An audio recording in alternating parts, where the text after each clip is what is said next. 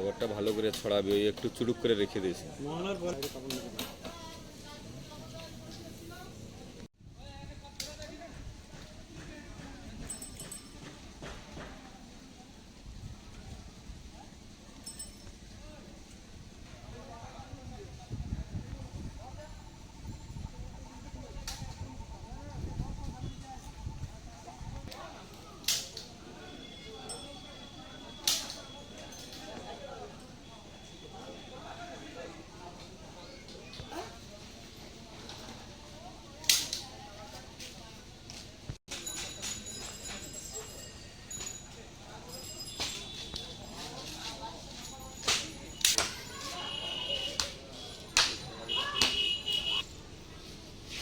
টাকাই আছে।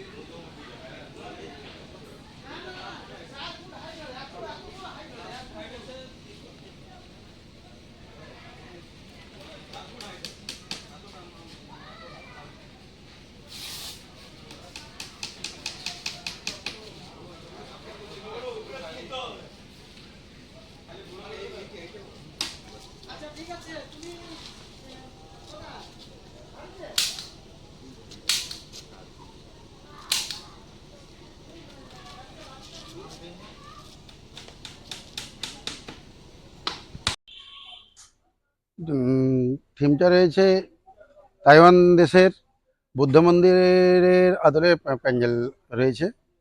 যেহেতু পারিবারিক ওই বুদ্ধ মন্দির বা তাইওয়ানে অনেকে তো যেতে পারে না, সেই আদলে যেহেতু মণ্ডপটা তৈরি হচ্ছে, গ্রামের মহিলারা, গ্রামের লোকজন যাতে ওই মন্দির দেখতে পায়, সেই জন্য আমরা এইটা করেছি।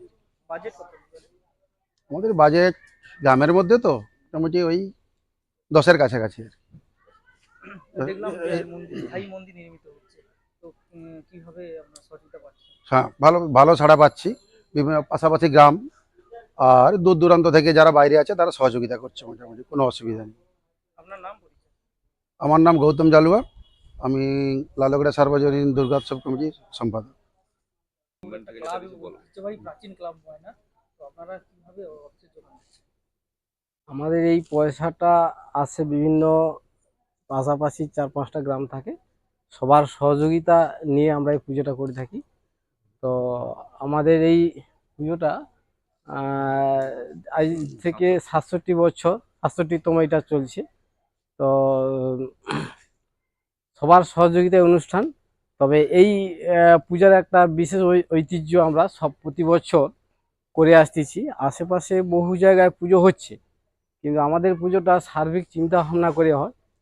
এমন কিছু এই অনুষ্ঠানের মাধ্যমে, যেগুলো হচ্ছে যাত্রা থাকে, অর্কেস্ট্রা, ড্যান্স, সবার বিভিন্ন রকম পছন্দ অনুযায়ী আমরা অনুষ্ঠান করে থাকি, যার জন্য আমাদের কস্ট অনেকটা হয়, প্রায় 20 লাখের মতো খরচা হয়ে যায়।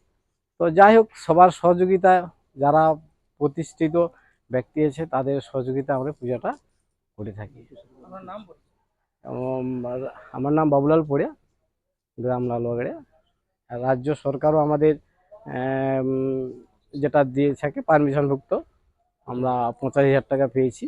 সেটাও কিছুটা আমাদের এই পূজা চালার ক্ষেত্রে অনেকটা সুবিধা হয়েছে। এইভাবে আমরা পূজাটা করে থাকি।